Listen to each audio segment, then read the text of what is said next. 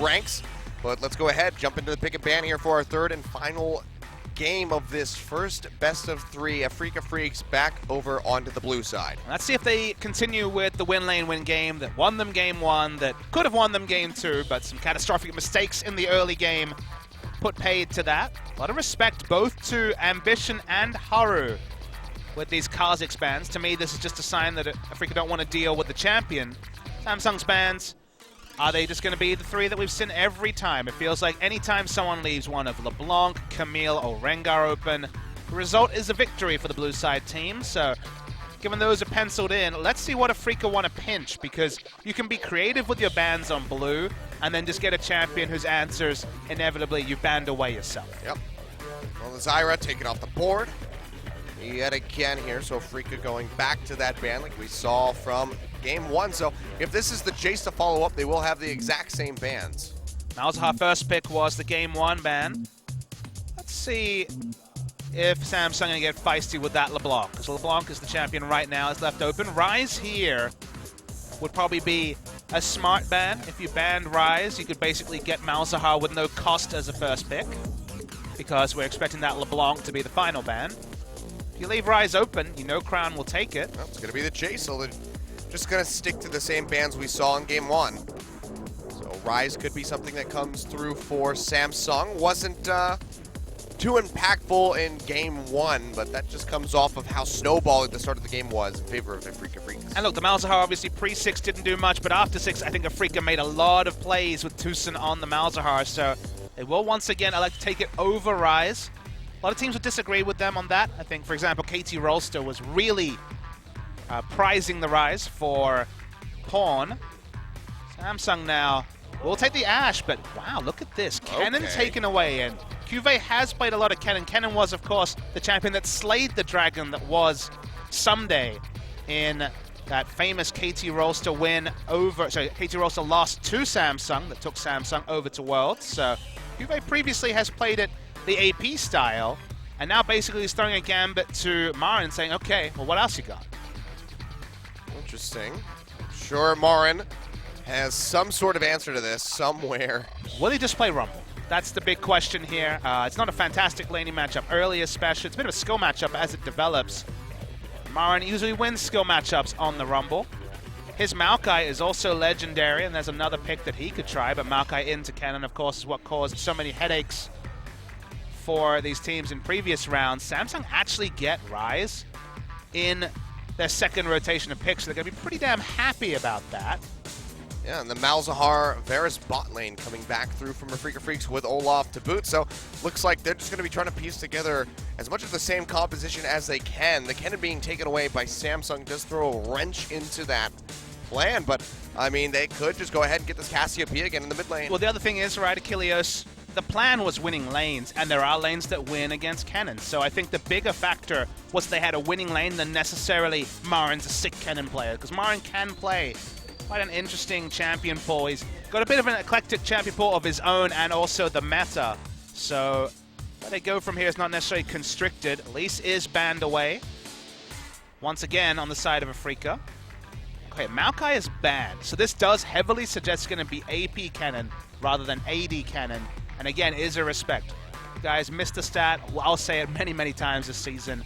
In Korea, not including his games in the LPL, on SKTS and SKTK, SKTS and SKTT1, Marin was 29-1 on the Maokai. Karma taken, one of the better choices against Malzahar in lane, so maybe this will force the misfortune support from Core JJ. Yeah, I mean, we saw the Karma banned away from them again in game 1, so Afreeca are just really trying to play back to that game 1, but the question is, are they going to get the same start? Because it was with Ambition coming in on the right side, he got absolutely destroyed at his Raptors, couldn't get his red buff, it completely threw off his jungle, and they also got both summoners out of Crown, but things are going to be a little bit different this time. Lee Sin finally showing his face. We saw it banned in game 1, not picked in game 2.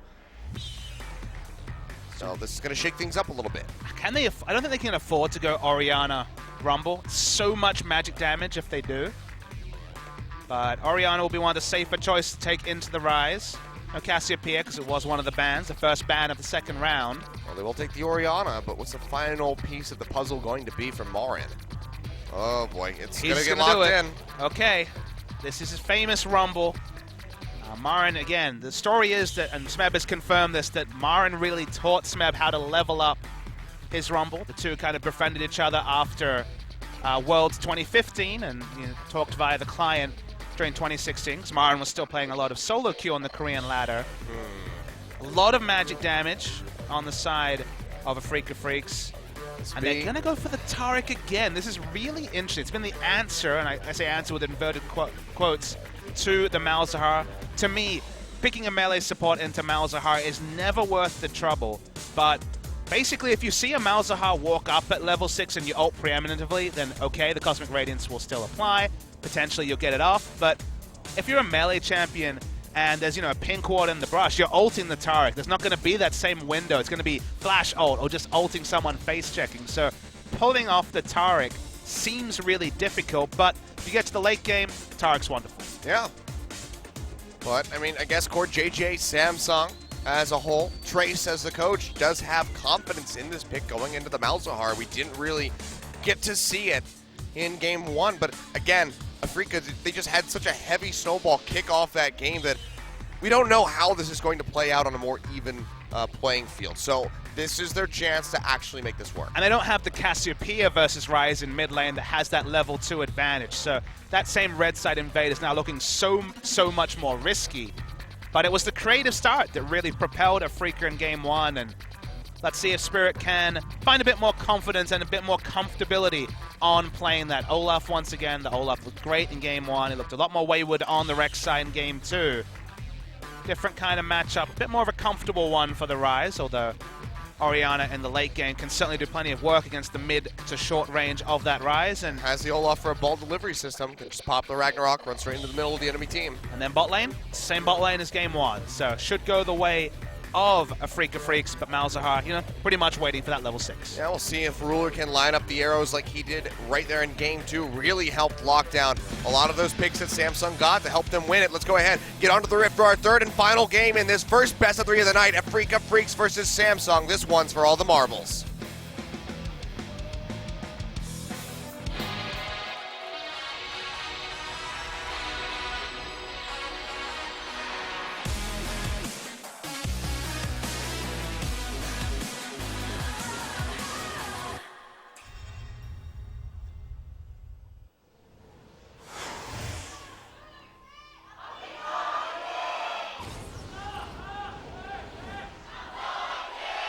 Kennen is the first champion revealed here. Notice, not much ability power. Actually, the observers did us a solid and clicked over to the character information during the loading screen. 21 lethality on this Kennen. So obviously not flat armor penetration like it once was, but percentage of that is going to be relevant in the early game. Basically tells you that we are going to be seeing AD Kennen. Most likely. There is still a world where you go AP Kennen. Again, Cuvée is more known for his AP Kennen. He also went Thunderlords, which again could be AP Kennen, but Armor Pen is there and a bit of Magic Pen. So interesting stuff here. A lot of information, a lot of questions about Cuvé's start. Not confident enough to go the Cull. Cuvée fan. Somebody drawing up the Kennen really quickly. So they had since first round champion. Yeah, we do hand out the boards here and pens to create some cheerfuls. While you're watching, you don't have to bring all your fantastic artwork from home. I mean, as well as Afreeca Freecs and Samsung both giving out a plethora of gifts to the fans. There is autograph posters from Afreeca Freecs. You could pick your favorite player. They had it autographed, and then you also got Who's your favorite player, You also got the entire team. So I have everybody, but I did take a Marin poster. So you're a Marin fanboy, huh? I do have that. Why he's back in Korea. It's been a while, man. Had a really good Game 1 and Game 2. He's trying to drag the team across the finish line. Just wasn't able to do so. And now we get something that we were robbed of all of 2016. We get to see, back in Korea, Marin on Rumble. Yeah. This was the champion that kind of became a meme about Rumble because he would always push up recklessly at level 2, level 3, and he did get ganked or get a solo kill or get a gank for himself. It seemed like all the action played around Rumble's lane, but this time it's actually Marin going for a walk. He's trying to get information about the path. Yeah, won't really find anything, and now Haru Pushing in, thought maybe he would wrap around to the red buff. Definitely could get a kill onto Spirit if he had done so. So the reason why he did that roam is that he needed to have information to see if he was going to get that level 3 gank that we were talked about, because it's very easy for Lee Sin to start blue side, path up to top, and kill Rumble. This time it's not going to be the jungler. It's actually going to be Crown. Crown zipping his way in. Marn goes back in for the trade, gets stunned up. Rune Prison immediately thrown down. And he is just going to die in this exchange. Doesn't even pop the flash. Knows that he's dead to rights. First blood handed over to Cuvée, and you can see the smile on his face. Not even angry about getting ganked. This always happens when Marin plays Rumble. Someone at the end of this season needs to make basically a greatest hits of Marin dying or getting a kill between the time of 2 and 5 minutes. Happens every game. It's something for you to look forward to, Achilleos. It was inevitable. This one was creative. It wasn't the jungler. He actually went to check out the jungler, got ganked by the mid laner, so probably going to be shouting at Kuro and comms. Yep, nicely done by Crown. He used the ghost early on in the game, but it wasn't to get away this time. So got to be pretty happy about that. So you can see the tier already coming in. 3-4 minutes for Crown. That is going to be really bolstering for the Rise to just get his build rolling. Double Doran's Ring and boot start for Kuro. So Crown definitely going to have the upper hand for now as he clears out these waves and tries to get them underneath the turret in time to deny some CS from Kuro. So Cull and an Apto. So that does still suggest it's going to be AP cannon. Still Proto Belt, most likely. Crown's decided he's not interested in laning phase. I haven't seen a mid laner roam this much since Aurelion Sol was around. And he comes down. Optimistic. He's really going to find it. Yeah, he gets spotted out, so he's going to have to roam back up. He'll be able to catch the wave by the look of things, so won't be losing out on a whole lot. But, yeah, I mean, just really aggressive roams from Crown looking for these openings. And the Ghost is almost back up, so could go for another one in a little bit of time, get some damage in onto Kuro, and mitigate some of that with the command Protect. But sort of freedom he wasn't afforded by the Cassiopeia in Game 1, so using that newfound freedom to stretch his legs a little bit, see parts of the map he just was denied from seeing in Game 1. Taking a tour of Summoner's Rift. It's pretty much as he left it. Hasn't changed too much since Tuesday. Well, for now, be down a little bit in CS, but still stacking up that tier as best as he can. Looks like we have actually Haru and Core JJ starting to roam up the river. Might want to go for a bit of an invade. Finds Spirit over here at the Raptors. He spikes a big one. Stun does connect. Spirit not level 6 yet. Goes low. Oh, one more hit would have done it. Haru doesn't have the Sonic Wave up to go for the kill. And while they don't have the same laning pressure with another support, the Bastion link on the Lee Sin early damage means the Dazzle will connect. He's going for another gank here. Finds Kuro between turrets. He gets the Sonic Wave. Does he want to go for this? It'd be underneath the tower, and Core JJ has to flash over the wall. Barely stays alive. Pops the heal onto himself. The slow comes through. Flash forward by Kuro. Comes up with the kill. Haru gonna have to exit as swiftly as he can. And just a bit of an overstay, really greedy play, and here comes the red carpet laid out for him. Crown getting locked up, kill picked up by Kuro. Cuvée too late on the roam down to help turn that one around. No has blast to just wait over the wall. He's actually going to go in with this one, but the command Protect is there. Cuvé's able to get the answering kill, but all in all, that's a 1 for 2 in favor of Afreeca Freecs. I don't know about that, Samsung. Haru was channeling some solo queue hijinks right there. You kind of see why they went for the Taric, because when you leave lane, you get that CC early that you don't have as Lee Sin, and you can potentially just go for those big Thunderlords kills, but the moment that you're level 4, level 5, playing between turrets this early in the game, you know you screwed up. And Rumble, even though he responds very late, consider that Rumble was in lane till, what, 2 seconds ago. This is not a place you want to fight against a Rumble. Hits level 6. Suddenly there's no exit available for Crown, who dies. Kind of result a lot later because he assumed he had a way to get out of lane, and what was looking pretty good for Samsung is now line ball 7 minutes in. Yep. Still have a bit of a lead from that first blood, as well as a couple CS leads in the top lane and the bottom lane, as Ruler has been out farming Kramer this entire time. But definitely not where the lead could have been, Bob Smithy. There's much too greedy play coming through. I mean, the main benefactor is the Rumble, right? Because he was kind of out of the game. He'd gotten taken down. Sure, yeah. Now Picks up a kill and an assist. Yeah, kill and assist. Gets Merc Treads to stop the all-in from killing him. Now he can just W away, scrap shield away from the damage that comes after the initial stun, which will be very easy because, of course, the stun duration's even lower with the Merc Treads and can work on his core items. So Marin went from being preyed upon and consistently ganked to back in the game. So big win there for Afreeca, as even though Rumble has that cheap build, big difference between Rumble getting his items early and, you know, getting his build on a lot later. Yep. Well, now Samsung likely just going to slow down the game a bit. Getting a little overzealous in that mid lane play. Play back, just maintain farm. They do have advantages in that regard outside of mid lane. And then Haru can just look for an opportunity to go in, you know, now that he is level 6. The ward hop into a Dragon Strike, try to set up a kill, perhaps in the mid lane, where Crown can immediately follow up with a Rune Prison, or maybe on to Marin yet again, as he doesn't have any vision in the river at the moment. But Haru gets spotted. And Spirit looks like he's just going to take over where he left off and finish off the Scuttle Crab. It's kind of fun, though, that we had one game where Afreeca were way ahead 10 minutes in. Second game where Samsung were way ahead 10 minutes in. And now, third game where it's all even. So we've seen a bit of everything this series. Got the extremes in the middle ground, so couldn't ask for a better way to finish out the series. And the best thing about some of these new rosters is that you look at the calendar and it feels like we got a game that no one can miss every day. You know, when you have 5 teams that are all to differing degrees really exciting to track, when you include Afreeca and Longzhu with the big 3, KT, SKT, and Samsung. Then you got the teams that are coming up. We're going to see Kongdu Monster for the first time. If they easily dispatch their opponents in Series 2, then they're going to be another team that, you know, is on the rise, as you could see, by them making the Gyeonggi final. Yeah, we'll get another look at the Rocks Tigers and see how they're able to fare in that matchup. I mean, Kongdu has looked pretty strong. That's going to be the equalizer thrown out by Marin. Slicing Maelstrom comes out from Cube.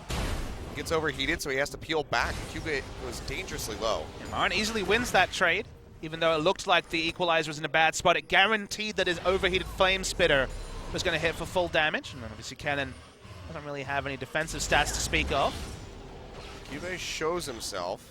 Marin might take that as a sign that something's up. You can see he is playing pretty far back.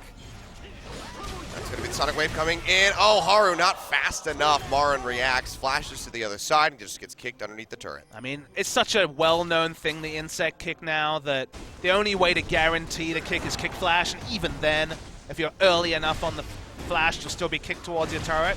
And the cost here is that showing himself in top means they're going to get this first Drake. It's only a Cloud, not as high priority as the 3 Infernals we had last time.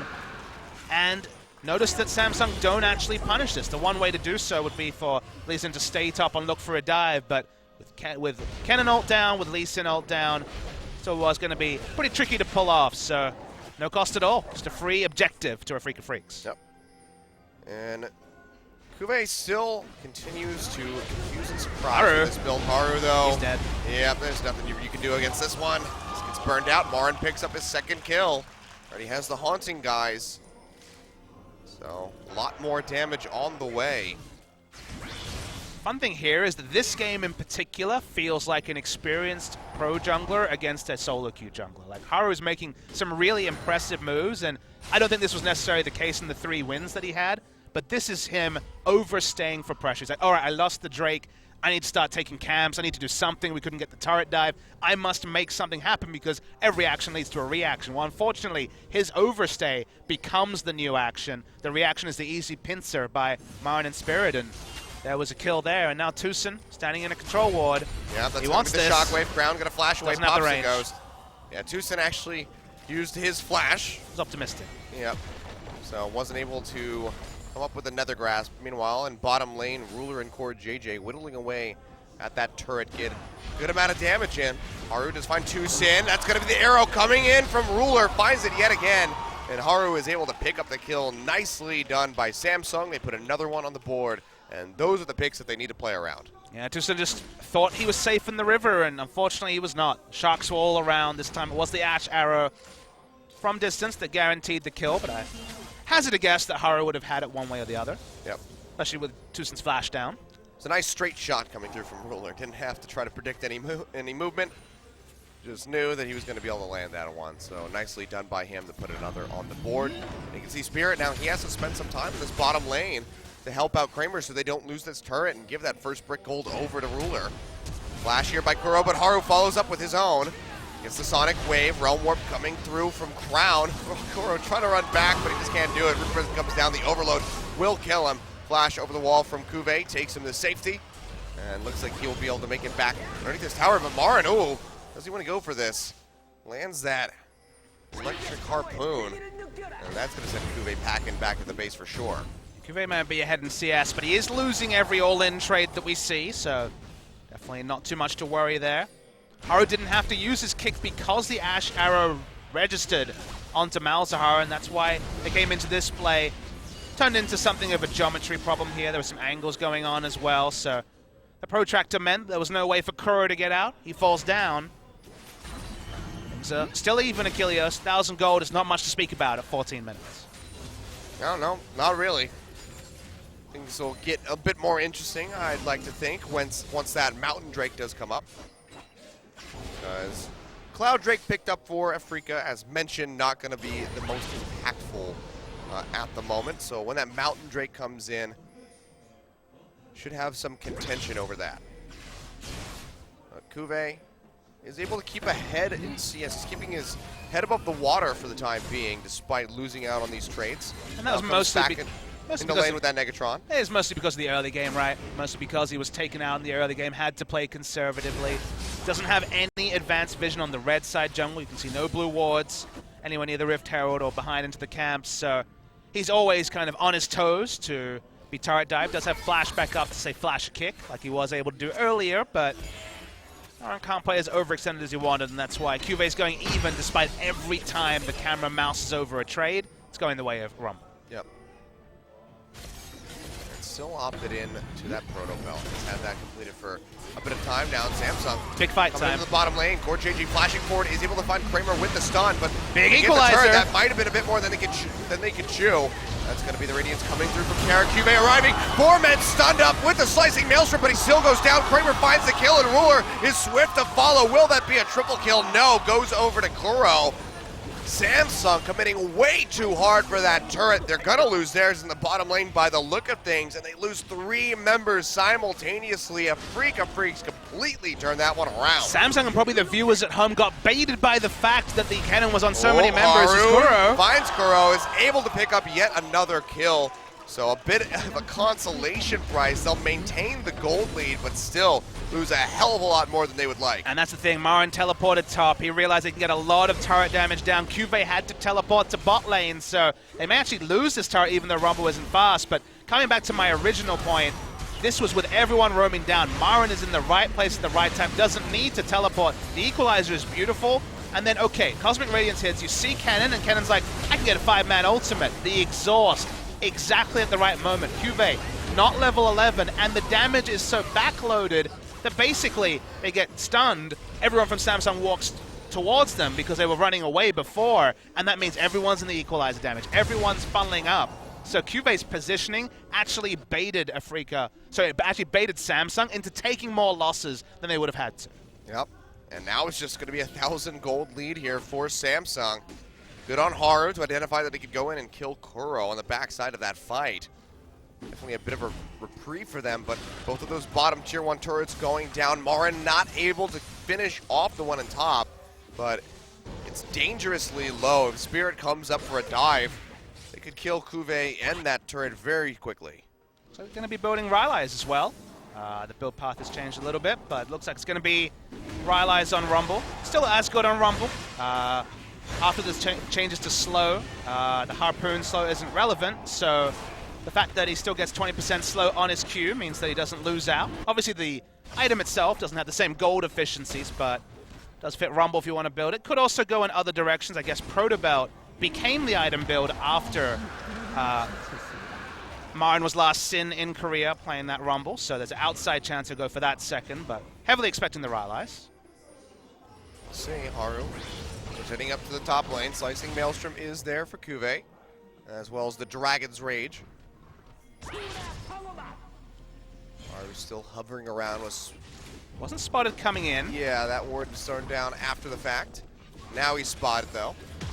And Afreeca Freecs in the bottom lane. They get a heck of a lot of damage in onto that tier 2. Yeah, they had a feeling Lee Sin was topside, so they knew they were good in terms of numbers. Kramer also gets free time on mid lane turret because he was unaccountable. Oh, Ash Arrow comes out, not going to connect. Haru getting rooted by that corrupting arrow. And now has the dash to safety. Spirit did pop Ragnarok, so they do get that big ultimate away from the Olaf. But no Crystal Arrow, no cannon, no cannon teleport, so they can walk up and take some shots on turret. But now they think better of it. Kramer's build is still very much in its building block phase. He doesn't even have his Zeal item started yet. Interesting to see that he goes for the Essence Reaver and not even the Tear of the Goddess. We saw Vera's ADC yesterday, and the Manamune was very much an item of choice. But Kramer, again, doesn't really conform to standard build paths. I didn't actually see his build max order. If you don't go tier, you can just max E first. The original... The Hail of Arrows? The Blade of Ruin King build, when we finally do see it, is the original Varus build, which was max W, so EW into Q last, leave Q at 1 point, just kind of for scouting. So if you don't go tier, you can just not have the same poke, but still be relevant. Again, that's mostly Blade of the Ruin King, so perhaps he's going to be conservative with his Qs. Looks like it might be Essence Reaver into Hurricane. Hurricane part's not a surprise. It feels like every AD carry is itemizing Hurricane. I even heard there's a new Jhin build where Hurricane's one of the items, so... How does that work with this fourth shot? It doesn't... every auto attack is one, so even though you don't get fourth shot every 2 autos, no. Gotcha. But Essence Reaver double Zeal item is a new build people are trying out. Interesting. Well, people are experimenting. I mean, I suppose that's how we ended up with that Ziggs bot lane as well. Some of them are abandoned experiments. Janare's last AD carry, now over at Paris Saint-Germain. Pilot, loved to go Rageblade Tristana. That was the thing he tried. I think he went Rageblade Ashe as well. He loved Rageblade, that man. I mean, we've seen Rageblade Tristana multiple times. I mean, that made its way into NA as well. It's something. It was a Q max, so it's just going to be more conservative because it does take multiple auto attacks to get back the mana compared to the increased max mana of the tier. Samsung have definitely pumped the brakes a bit. Weren't able to take that Mountain Drake. Did go over to Afreeca, so they have 2 in their inventory at the moment. And they're just barely under 1,000 gold ahead. Cuvée, he pops forward. That Proto Belt gets a bit of damage in onto Marin. But now Kuro arriving in the top lane. They're going to be looking to knock down this turret. Crown has roamed his way over. Still might not be enough to hold on to this. They see Tucson waiting in the wings. I think they just have to let this one go. He doesn't know he's in a ward, but Marin has been sitting on these items a long time. He's probably got quite a lot of gold here, so doesn't want to bait his team. Doors waiting to throw out. Oh, never mind. I already threw out the arrow. Just didn't connect. Didn't see it until it was flying off the screen. He's in the ethers now. Hits that dragon. It's like flying off in the back of the map. Is it beyond Shyvana from yesterday? That was a bit of a flunk, if there ever was one. Spirit, he's going to get locked up. Hasn't popped the Ragnarok yet, so showing some restraint there. That was actually cool. He actually popped Cosmic Radiance as the ultimate was channeling, so they came in invulnerable, but didn't do anything from it. So the cool factor definitely outweighed the usefulness, but that's an interaction to think about for the future. I feel like that's how most things work, at least with products, is the cool factor outweighs the usefulness. But you can see like a pre-planned Cosmic Radiance, Bastion Link, Massive Dazzle instantly with everyone invulnerable work once upon a time. Sounds great in theory. Marin, though, overheated. In a bit of a rough spot. Just going to get kicked right into the wall so he can't go anywhere. And Crown will finish him off for the killing blow. So nice little roam down. And what do you know? Marin was overextended. A little bit different outside laning phase. Had flash, but Haru was smart and just get the mini stun against the wall. Don't go for any hijinks. Didn't need to go for a ward hop. The kill's not the most consequential, though. They'll get a bit of information around the red side jungle, but this game is probably going to be played a bit more around Baron. Although, as I say that, there is a Drake spawning in 50 seconds, so any advanced vision you get might serve to guarantee this Drake more and more over to Samsung. Which is definitely that they definitely want. Double Mountain Drake for Afreeca would be pretty bad if you're Samsung. They've already been able to knock down 2 turrets. in the bottom and top side of the map, and the mid is pretty much dead anyway. So they're pretty close to getting rid of all of those tier 1s. So if Afreeca are able to get that Mountain Drake, it's going to be rough times for Samsung. Ruler looking like he's going to have to back off. They could just dive him if they really wanted to. This turret's 2 hits from dead. So they'll just go ahead and write this one up. Confirmation of the Rylai's as the rush, or second item for Maren. Yep, spent a lot of time taking that top turret. There is 3 outer turrets down for Samsung, who haven't really been able to dent the mid and top lane too much. And now Afreeca Freecs with that turret dead, they could just kite back down to the dragon. It's what Samsung would have to expect is being taken. They do throw out that orb and get the dissonance off onto core JJ, knocks him down to about half HP. Need some sweepers as well. They only have a single one. Oh, Onto boy. Bouncer, Samsung. Samsung, they're really running a bit of a We don't see the gamble health. here. It's at 4,000 now. They might just get it. Afreeca Freecs are roaming up. Can they get there in time? It's going low. Can they kill him on the exits? That's going to be the red carpet thrown down. Tucson flashing forward. Is able to find core JJ. They take him out. Here's Olaf. Oh boy, Spirit sprinting forward, jumping onto Kube, who flashes away. But a big shockwave comes through. Ruler goes down. Kube on the other side of the fight gets burned out by Maren with a flame spitter. Crown trying to run his way out, gets silenced. The Malefic Vision's ticking down, and the axe flies straight and true from Spirit. 4 members dead on the side of Samsung. They get the Baron, but only 1 person's retaining it. Afreeca Freecs completely win that trade. There's something magical about that Righteous Glory Ghost Olaf. As you said in Champs, like the perfect ball carrier. Gets a really big wombo ult. A lot of gold over to Samsung. Baron no longer an objective. The Drake, they're not rushing towards that either. Aru wants another answering kill.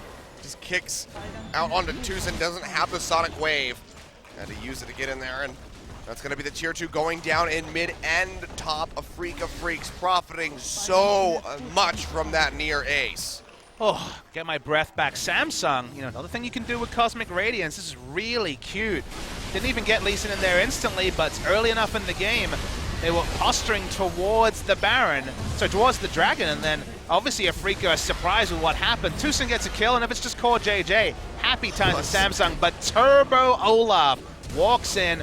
Tether range is still there. Big wombo out, nowhere for Ruler to go, nowhere for Crown to go, and they get 2 inner turrets as well and cancel Baron buff on everyone except Lee Sin. Really hard to say how much of a victory that is for Afreeca, but a victory nonetheless, and Spirit feeling pretty good. Some catharsis after a weak Game 2 performance from Spirit. Yeah, I mean, one hell of a turnaround. Seems like Olaf might be one of those things you have to target ban away from Spirit. I mean, thinking back, I believe LS is, he put out a tier list just a couple days ago, and Olaf, much to his much to him being upset, put it in, B tier selection for Olaf.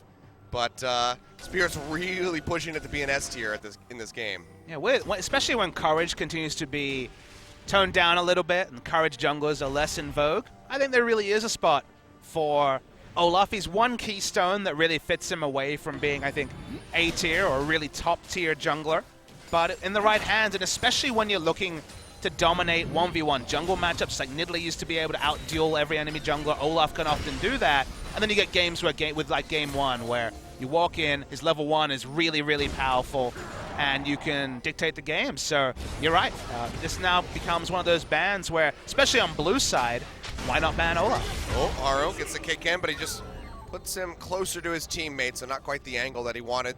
Good flash by Maren to make sure that he didn't get shoved into the awaiting arms of Samsung's team. Looks like Abyssal Scepter might be next item for Maren. Not really many options for non-Magic Mantle for a non-tank like the Rumble. Not going to be a Spirit Visage, you wouldn't think. So Guardian Angel. There. Guardian Angel is a possibility, but Abyssal Scepter was... He had the gold to just buy it out. Maren's buys are so greedy. He sat on Ruby Crystal, amped home for a long time, bought up a straight-up Rylai's. Non-Magic Mantle and Abyssal Scepter. Not a trivial amount of gold either. But, he's going to be another one that's going to get in short range. And this is the build where he's like, okay, I flashed before. I don't need Azonias. I'm going to get in, overheat, put down the ult. If I die, I'm going to take half health bars of other people with me. Well, Afreeca have certainly gotten control of this game, but they still have to be a bit concerned with Cuvée.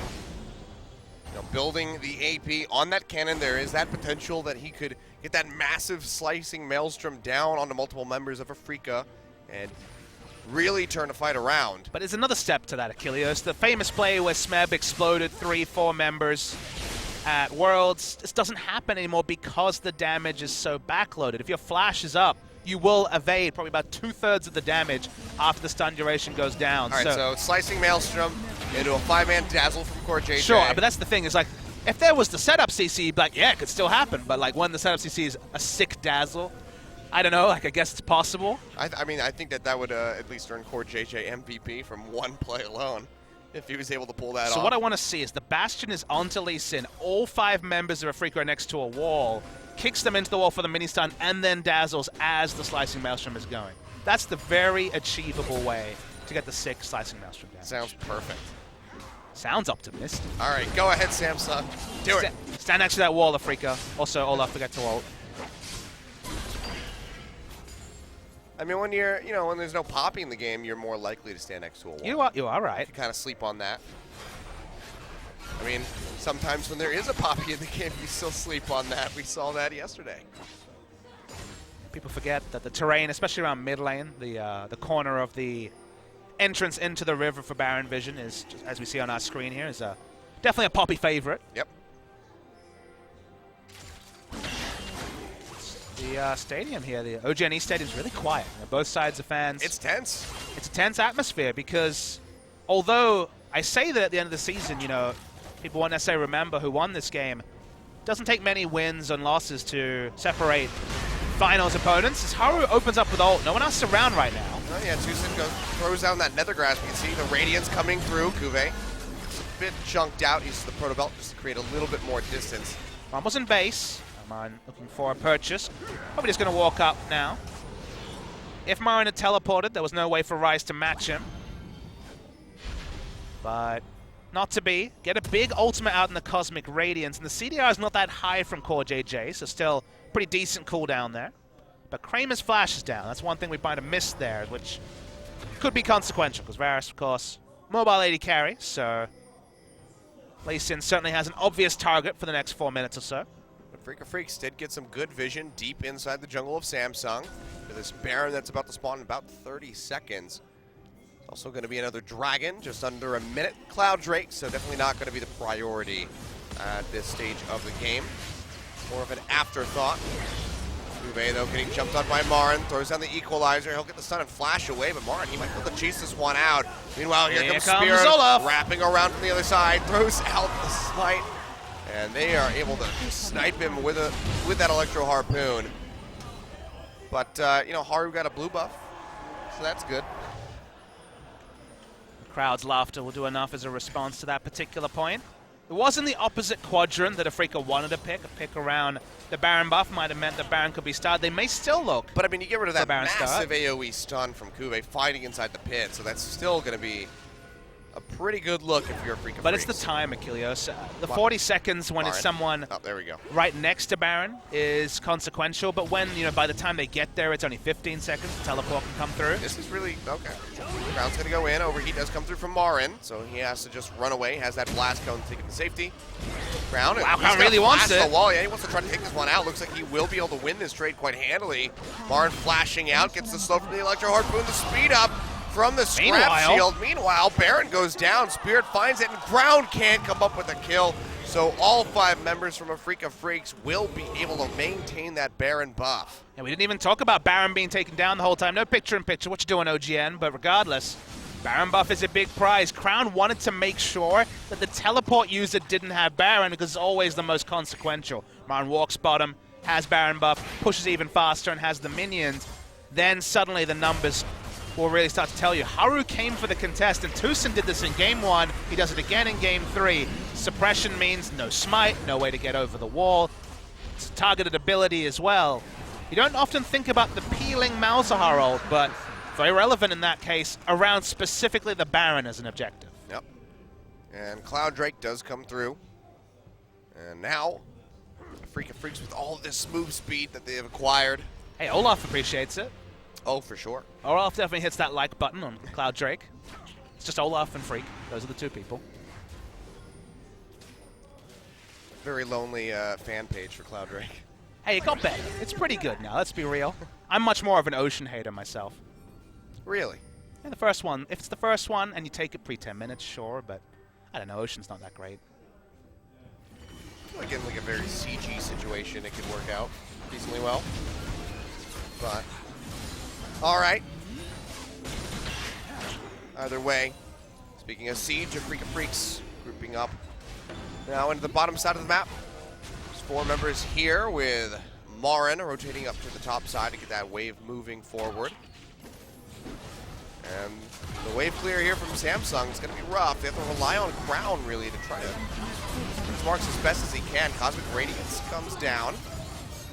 Not been in love with the Cosmic Radiance usage. Yeah, not really sure about the Taric in general, honestly. Taric's really good in the late game. If you got the right ult, there's a lot of ifs. There's so many conditional factors to make a melee champion already work. It's not Tahm Kench, where Devour is pretty straightforward. Much longer cooldown. So I don't know about forcing the Taric. Kind of reminds me of some teams forcing the mid lane Echo so far this week. Can be good in the right circumstances. Doesn't need to be good in multiple circumstances. Yeah, that was a worrisome one that we saw yesterday. But another turret, another inhibitor likely to go down. Spirit sprinting in. Does that command protect? Mitigate a little bit more damage. Ruler doing what he can to hit these minions, but he can't really walk up to get the majority of the wave. From the arrow comes out. Big Equalizer! He gets taken out. Equalizer as well, helping that big shockwave. Will help work down as Kuve and Crown fall. Tucson does go down to the side of Afreeca Freecs, but I think they're going to be quite all right with that exchange in the end. They want to stick around. Marin has the TP. Spirit's still here with his Guardian Angel. Do they want to go for the end? Looks like it's just going to be getting the waves, moving back into the base. Taking their time with this one. 30 seconds left on Kuve and Crown. Yeah, Marin's looking to wait to teleport onto a minion just to help with this siege. 25 seconds plus on 2 members. Freeca want to end it now. Yeah, it does look that way. TP coming through to keep the minion alive. And the turret already falling. The first one goes down. Afreeca Freecs looking to close this out. 3:40 minutes. Or JJ not going to find anything. Spirit just running straight onto Ruler's face. Still has the GA up. Takes him out. The shockwave back up off cooldown. They find Haru. That's going to be the game. Afreeca Freecs on their debut. Spirit and Marin both back in Korea come out on top. What a big story for the Afreeca Freecs. It was a tough ask to face a Samsung team that had already played once on stage, that already just won IEM Gyeonggi the last tournament before LCK Spring started, but they take down the victory. Spirit can smile after a woeful game 2. Marin had a great series. We saw the best of Marin this series. We saw some frustration as well, and we answered the question. Okay, they can snowball a game and win it. They'll lose a game 2. How will they rebound from losing that game 2? The veteran status clearly helped them. Didn't look like Marin was rustled. Spirit put on a vintage performance on the Olaf in the final game, and Samsung probably thought this was going to be the season where their regular season form would match what they showed at Worlds, what they showed in the offseason. And so far, they've played 6 games. We're not sure who their starting jungler is, and now they're only 1-1. Yeah, I mean, the starting jungler is going to be a really big question, because that's going to be the first loss suffered by Haru. Because the question becomes... becomes... he still played fairly decently, but it just became rough. I don't know. And Samsung the question becomes, Haru's 3-1, Ambition 0-2. How often can you start Ambition if you're not picking up that first victory? Because 3-1 is still good, but 3-1 has only contributed to 1 match win, 1 match loss because they're starting so slowly. Yeah. All right, well, really nicely done by Afreeca Freecs. And I'm jazzed to Kilios because, okay, we haven't seen Kongdu Monster, but we're getting the confirmation of what everyone suspected when these rosters that were coming together. This is going to be the season where working out the victors, working out the losers, it's going to be so much more difficult because a lot of these teams raised their personnel, the macro players coming along with it, that'll develop over time. And picking the winner of LCK Spring, easy to say SKT, but there's quite a few other names that have to be in the discussion. Well, I mean, you mentioned Kongdu Monster, not having seen them. They want to come out with a bang on this first series because just on Sunday, they do have to play against SK Telecom. So they want to have a strong showing, maybe instill a little bit of fear, a little bit of wavering in SK Telecom's confidence. But the confidence is we have to talk about is Afreeca Freecs. Marin, coming back from a woeful year, winning a series means so much. Spirit coming away from a couple years away, it means so much. And that man, Spirit, is your MVP here. I think especially given just how much he struggled in Game 2. His performance here, I think he was most under the magnifying glass in Game 3. And 2-0-9, no deaths on Olaf, a hard commit champion. Pass marks for Spirit. Yeah, I mean, really good kill contribution rate as well. 69% to finish things out.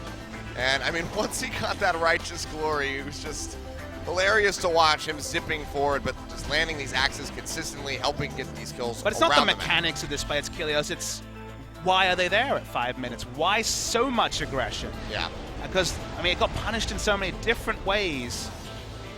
Again, there was a different game where they didn't go for such big plays, but it's something to be said about how all these highlight plays are Samsung going for targets. Yeah.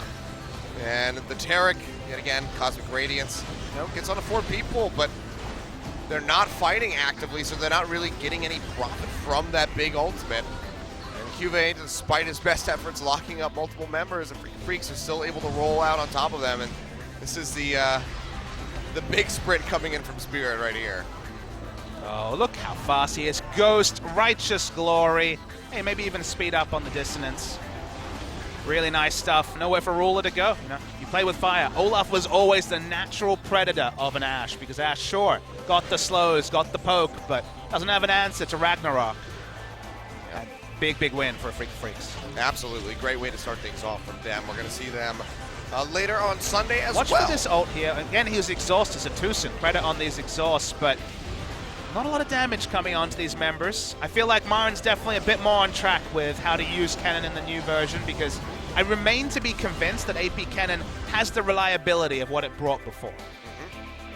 Well, now Afreeca Freecs starting things off with that 2-1 victory.